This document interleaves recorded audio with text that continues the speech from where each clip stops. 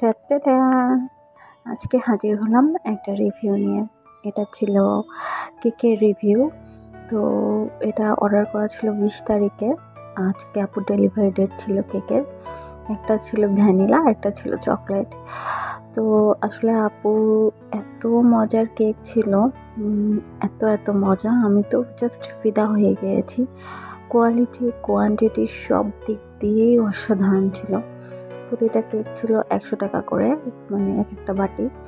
তো এত মজা ছিল, আর একদম চকলেটে ভরপুর ছিল। ভ্যানিলা কেকটা অর্ডার না করলে তো মিসই করতাম, এত মজা ছিল ভ্যানিলাটাও।